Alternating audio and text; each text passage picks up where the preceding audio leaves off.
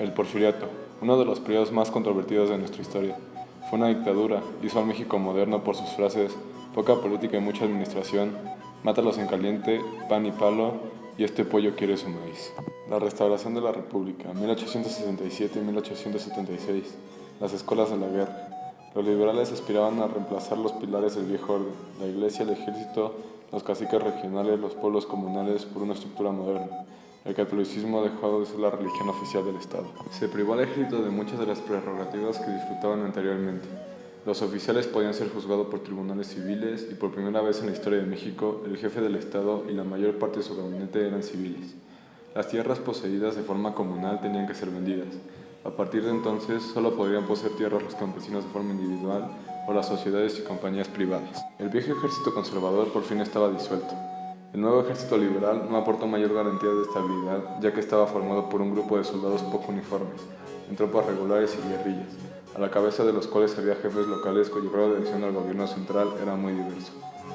Al incrementarse las contradicciones en la sociedad mexicana y aumentar las revueltas, la relación de dependencia del gobierno con respecto al ejército crecía cada vez más, y los oficiales pudieron ejercer su influencia política, social y económica en el campo mexicano.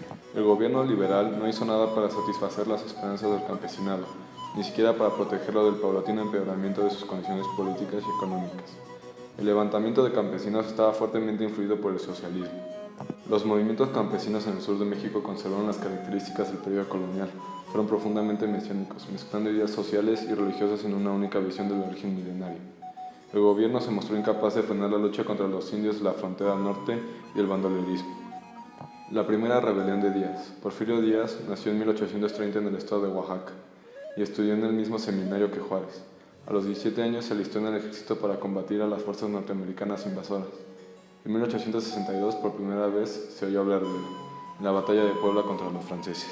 En 1867 fue candidato a la presidencia y perdió por Juárez. Se presentó nuevamente en 1871 y perdió otra vez. Declaró que las elecciones habían sido fraudulentas e hizo el plan de la novia.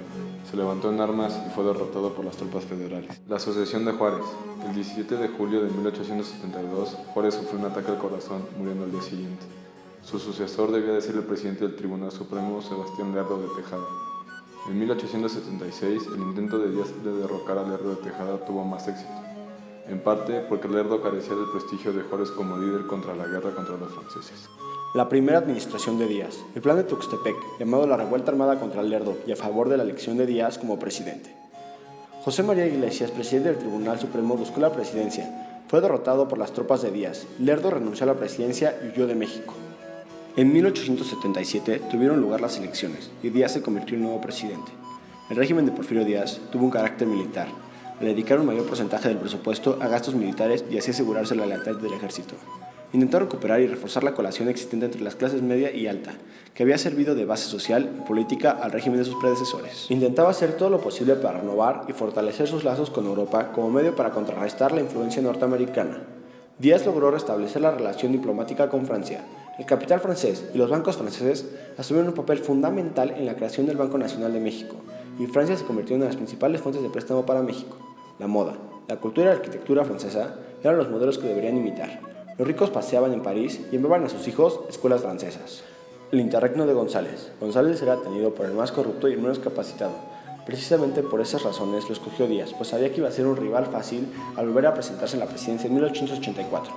González estaba lejos de ser el inepto que frecuentemente se le identificó y reunió un hábil gabinete. Durante su mandato intentó poner en práctica concesiones a los intereses extranjeros, especialmente norteamericanos, nuevo acercamiento a Europa y el mantenimiento del orden interno a cualquier precio. El régimen de Díaz.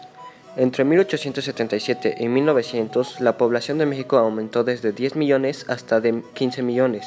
El desarrollo económico fue más destacado en los sectores orientados hacia la exportación. La minería fue el sector que registró el crecimiento más rápido. La producción de la plata se elevó. El sistema ferroviario comprendía 14.000 kilómetros. La producción de plomo, cobre y zinc creció. En agricultura, los cultivos comerciales aumentaron. Algunas industrias de exportación empezaron a ganar terreno en México y prosperó la industria textil. Después de 1900, el desarrollo industrial decayó notablemente. La industria, a diferencia del ferrocarril, nunca recibió ayuda. Las haciendas productoras de trigo y maíz todavía utilizaban técnicas anticuadas y tradicionales. El origen de la negativa de estos propietarios a modernizarse se ha atribuido frecuentemente más a razones psicológicas que a motivos económicos. Los avances tecnológicos que llevaron a la modernización y abarcamiento de la producción agrícola en los Estados Unidos no tuvieron la misma importancia en un país como México, donde había abundancia de mano de obra. El gobierno de Díaz hizo todo lo que estuvo en su mano para fomentar las inversiones europeas, sin restringir las estadounidenses. Hasta el fin del siglo solo se hacían préstamos a Europa y solo se otorgaban concesiones bancarias a banqueros europeos. Proyectos de obras públicas como las instalaciones del puerto de Veracruz o las obras de drenaje en el Valle de México se encargaron a empresas británicas.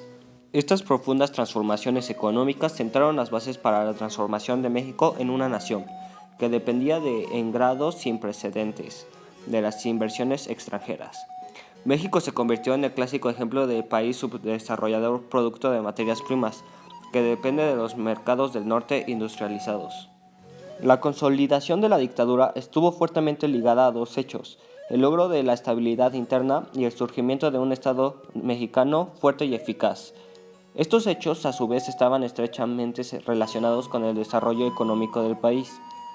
José Limatur, ministro de Hacienda, en 1896, por primera vez en la historia de México, había logrado equilibrar el presupuesto, lo cual, a su vez, aumentó extraordinariamente la solvencia de México y los créditos internacionales fueron más fáciles de conseguir.